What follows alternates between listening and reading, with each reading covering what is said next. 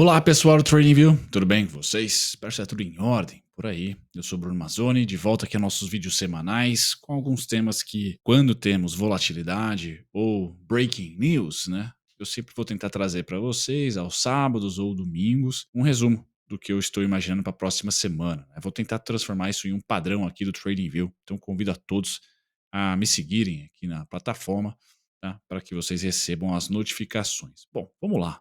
Pessoal, eu que não consegui reverter a minha câmera, então ela está trocada, como estou vendo aqui nesse momento, vou manter ela, daqui a pouco eu a escondo. Qual que vai ser o papo desse vídeo aqui? Eu vou falar muito sobre carry trade, sobre força do ien e sobre semana que vem, né, que temos aí decisões de política monetária mundo afora.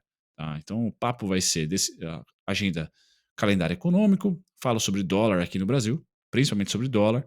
Se der tempo, falo um pouquinho de Bovespa, mas principalmente sobre carry trade, né? Sobre o ien japonês que está movendo aí placas tectônicas. Bom, deixa eu sair da telinha aqui para não assustar vocês. Eu vou começar o vídeo falando, pessoal, que semana que vem temos aí diversas decisões de política monetária mundo afora. A semana aquece na terça-feira para o gringo, né? Para nós aqui tem boletim Focus na segunda, mas com certeza para o gringo aquece na terça-feira com prévias de crescimento econômico na União Europeia, PIB por lá. Temos também nos Estados Unidos as vagas de trabalho de JOLTS, tá? Mas o principal, tá, para nós aqui, Tupiniquim, é quarta-feira, porque saberemos como é que foi o PMI de manufatura NBS na China, mas principalmente quarta, porque temos política monetária, decisão no Japão, que eu acho que é mais importante do que a do Fed, por incrível que pareça. Então vamos ver se no Gogó, o EDA, consegue trazer um pouquinho mais de fragilidade para o ien, porque acreditem ou não, vai ser papo do vídeo aqui, o ien faz diferença no fluxo de grana mundo afora, ele que é o principal financiador do mundo. Tá? Então o Banco Central japonês não é o maior, mas é a impressora mais barata. Então falarei sobre isso. E nós temos o Fed decidindo juros e aqui no Brasil também, além do PMI Caixin na China. Tá? Quando eu tiro a relevância aqui, as principais relevâncias, segunda-feira nós temos o Brasil aqui com o IGPM e o Boletim Focus. Terça-feira, inflação ao produtor. Tá? Mas quarta-feira é que nós vamos saber aqui como é que está a nossa taxa de desemprego. Também vamos ter a reunião do nosso Banco Central. Então, quarta-feira é o dia. Tá? Quarta-feira é o dia mais volátil, porque eu não acho que o payroll na sexta-feira vai trazer bastante volatilidade, tampouco o PMI de manufatura dos Estados Unidos. Realmente, o que eu acredito ter mais volatilidade vai ser quarta decisão de juros. Gogó do Powell, para saber se ele vai sinalizar setembro como o início do corte. E no caso da política do Japão, pessoal, vamos ver se na entrevista a gente consegue ter um pouco de sossego. No mais, sossego para o ien, para que a gente volte a ter o mundo se financiando ali, o ien apanhando um pouquinho do dólar. E assim, a trolha que o pessoal está recebendo no Forex, apostando favoravelmente ao dólar, que está apanhando nas últimas 2 semanas do ien, diminui e esse dinheiro pode escoar para emergentes novamente de uma maneira mais forte. Tá? Principalmente para câmbio, tá? Ver se dá uma aliviada no nosso câmbio. No mais, falando sobre câmbio, o dólar para mim, pessoal, tem para a semana e para o próximo contrato de agosto, tá? Os 5,79 e 5,88 como teto. Tá? Qual que é o cenário que eu estou imaginando para o dólar? O cenário de 2018, tá? Que ele deu uma super alta aqui, fez uma super alta e no mesmo ano, tá? Pausou. Tá? É justamente essa pausa que eu espero que a gente logo, logo tenha. Só não tocou no teto ainda. Não está muito claro para mim que a gente tocou no teto. O teto é então 5,88, 5,79, para depois pausar, assim como foi 2018. Então, esse é o gráfico do dólar para mim, pessoal. A gente apanhou, saímos da consolidação de 2016, por exemplo, né? Infelizmente saímos já em 2024. Eu tinha uma expectativa que seria só no segundo semestre, foi no primeiro semestre. Tá? Já saímos da consolidação aqui. E agora, se a história rima, né, não se repete mais rima, a gente está nesse ciclo de alta próximo do fim, bem verdade, mas ainda tem mais atrito. Então, infelizmente, eu espero que o dólar se valorize para depois se desvalorizar. Então, a alta tem perna curta, mas já subiu bastante, né? Bateu o CDI em diversos meses aí, tá? Em diversos não, em alguns meses, e agora tende a voltar. Tá? Voltar ali para os 5,32, 5,27 seria ali o piso do teto para essa estabilização, essa bandeirinha, né, que eu imagino que ele performe. Tá? Esse é meu cenário base. Então você ainda tem chão ali na Suzano, você ainda tem chão aí no seu fundo cambial? Tem para valorização, mas ele tende, tá? A partir ali talvez de setembro ou já de agosto, o câmbio, o dólar tende a perder para o CDI, tá? Voltar a perder para o CDI. E aí acho que o próprio fluxo ele dá conta de enxugar um pouquinho esse câmbio. Balança comercial não desapontando, a gente tende a ter uma pressão mais vendedora ou de calmaria para o câmbio logo logo. Para a bolsa, chegamos aí à sobrecompra, vendemos, agora estamos se aproximando da sobrevenda, ainda não. Tá? Então a bolsa um pouco mais ligeira. Não estou otimista para commodities. Nesse agosto, mês do desgosto, mês do orçamento, né?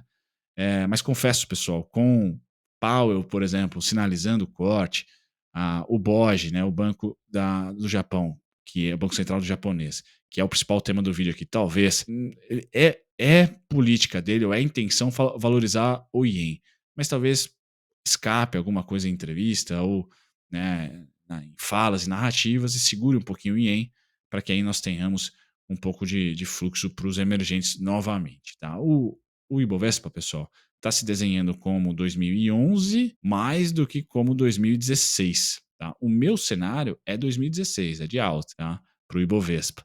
Mas por hora o price action está parecido com 2011.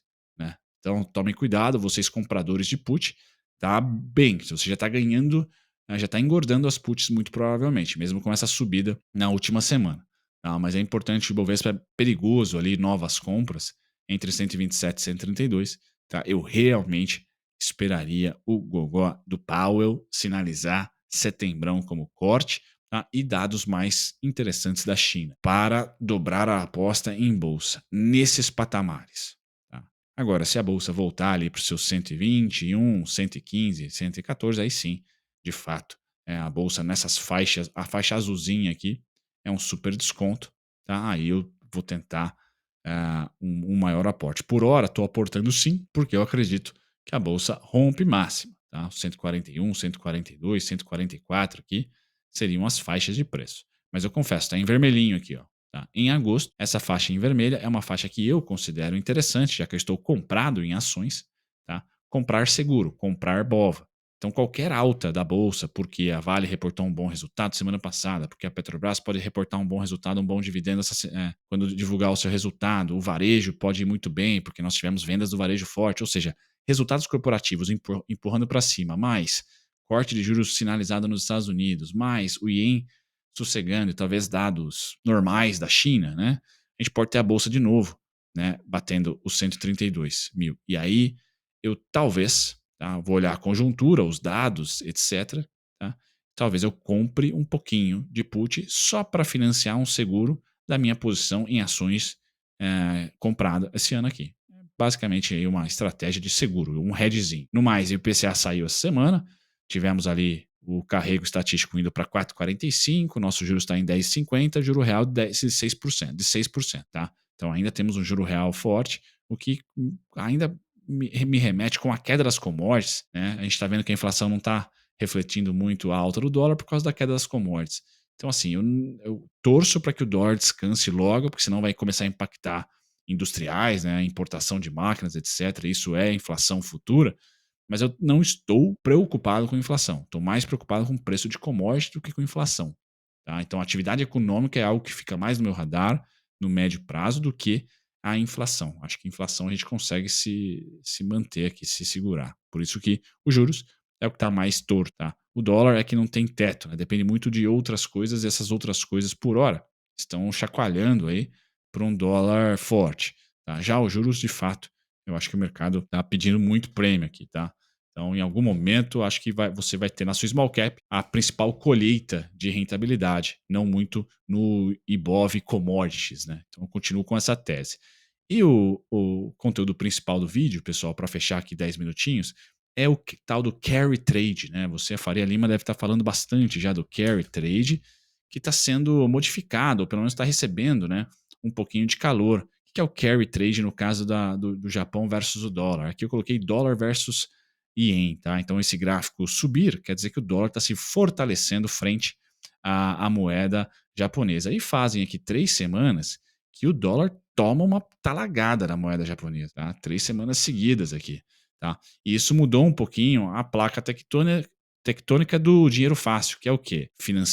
Eu me financio em moeda japonesa, adquiro uma dívida lá com juros negativos, porque está bem baixinho os juros ainda, né? E eu levo esse dinheiro, né, para países emergentes ou para o próprio dólar, próprio Estados Unidos, que está com Fed Funds de 5, tá? Então a liquidez do mundo foi financiada, tá, pelo Japão na última década principalmente, tá? Mas com certeza de 2020 para cá, bancos centrais estão estupefatos aí de terem subido os juros e não bater na atividade econômica, ou não bater na liquidez, tal, etc., dos mercados, muito porque o Japão manteve os seus juros inabalado, né, neutro, negativo por muito tempo. Então foi a impressora mais barata, não é a maior, mas é a mais barata do mundo. Recentemente, a comunicação mais a evolução da inflação. Semana passada tivemos inflação em Tóquio, né, não veio surpreendente, mas ainda assim o Banco Central japonês está começando a comunicar que quer fortalecer um pouco sua moeda, tá? Quer ver o ien se fortalecendo um pouquinho. O Japão é um país exportador, então fortalecer moeda não necessariamente é bom, tá? Muito pelo contrário, quer ter ali atratividade e competitividade para os seus produtos serem exportados, mas em um curto prazo o negócio está andando para cima, está se fortalecendo. Então olhar esse carry trade aqui é muito importante porque no Forex, o pessoal do TradingView é mais experiente do que eu, né? É uma comunidade bem de divisas, né? Se você aposta nesse par, né, USD versus JPY, né, o dólar versus o iene japonês, você aposta comprado no dólar e vendido no iene japonês. Então, Forex, par de divisas, não tem como você ser unidirecional ali, né? Só comprar dólar e não vender o iene japonês. A partir do momento que você se posiciona nesse par, você necessariamente está vendido em JPY. Se você quiser comprar JPY, você pode operar short, vendido esse par, ou inverter, né? Colocar aí no seu TradingView JPY USD. Aí você compra o ien versus o dólar, tá? Então, o pessoal que está vendido, ou melhor dizendo, está comprado nesse par aqui, está tomando um ferro faz 3 semanas. E a estopada, a reorganização de posição, o medo de ser estrutural esse fortalecimento do ien, tá? Faz com que o pessoal se financie menos no Japão e traga menos dinheiro para os emergentes, porque qual que é o carry trade, né? O trade de carrego. Me financio no Japão a juros zero, a juros 0, alguma coisinha ao ano, então tenho uma dívida bem pequenininha lá, ou por um xizinho bem pequeno, e eu transporto esse dinheiro, tá? Transporto essa graninha aqui para um CDI da vida, para um peso mexicano, para um real brasileiro aqui, né? Para um título aqui do Brasil, que tem juros reais altos, então, o juro real que mais importa. E eu praticamente inundo a América Latina de dinheiro barato que eu captei no Japão e eu ganho um retorno, um carrego meu aqui é muito positivo. Porque o juro é real no México, no Brasil, na Colômbia e por aí vai. Tá? Esse trade de pegar dinheiro barato e aplicar em juro real alto, ele está dando uma estopada. Tá sofrendo um pouquinho. O book desse pessoal aqui está tomando uma pancada porque eles estão perdendo dinheiro. O dólar está se desvalorizando.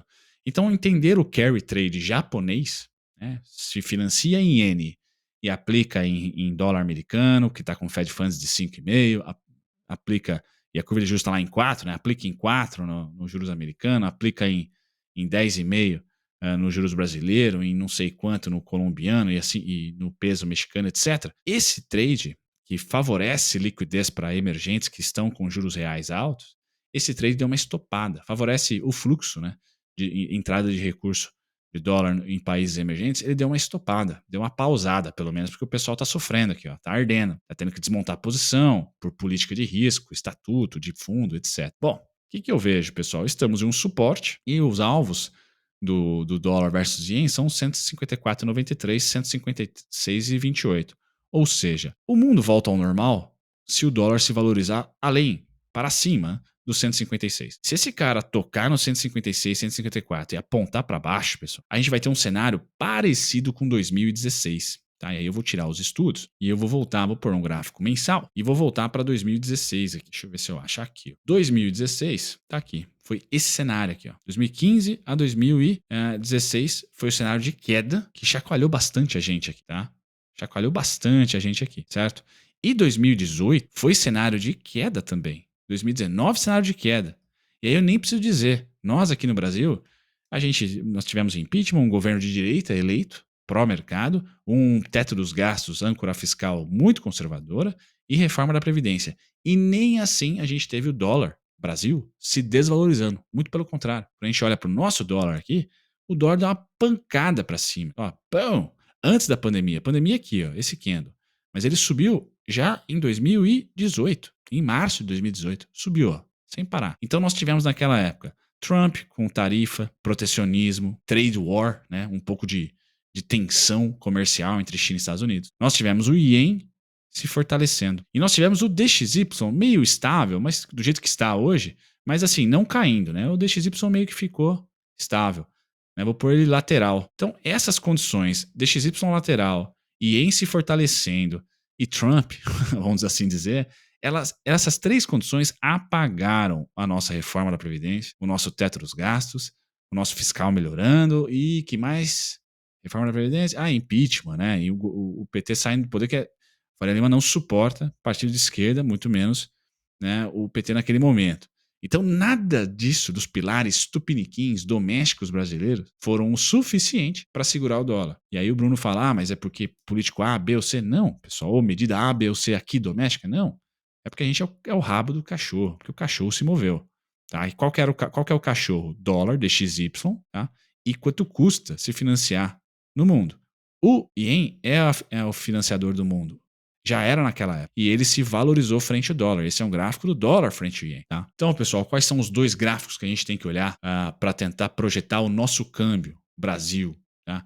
Juro real é importante, inflação é importante, juros Selic é importante, curva de juros é importante. Sim, sim, sim. Tudo sim. Mas o cachorro, tá? Não são esses itens que eu falei para vocês, ou esses ativos, ou essas variáveis. O cachorro seria o primeiro deles, o DXY, que eu vou colocar aqui no novo painel, e o ien japonês. São dois bons cachorros aí para você olhar e ter uma noção de para onde o nosso câmbio vai, tá? Porque na última década a impressora mais barata foi o Japão, tá? E o DXY é o DXY, suga liquidez mesmo. Para onde ele vai, a nossa bolsa vai o oposto, tá? E o nosso câmbio vai atrás, nossa bolsa vai o oposto, tá? Então olhar para o DXY aqui embaixo, ver que ele está lateral. Porém, em 2020, Porém, em 2024, ele subiu.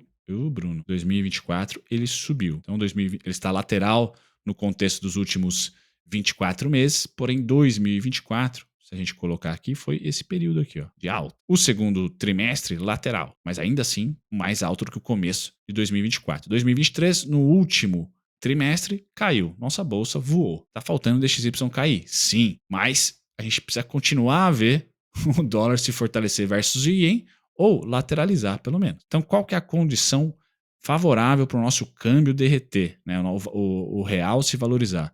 DXY estável e ien estável, positivo. DXY queda e ien desvalorizado, também positivo. DXY queda e ien lateral, também positivo. Então a gente precisa dessas variáveis acontecer. No momento, a gente está tendo DXY estável, porém o ien se fortalecendo. Então, uma das variáveis mexe para depreciar câmbios dos emergentes de maneira geral, tá?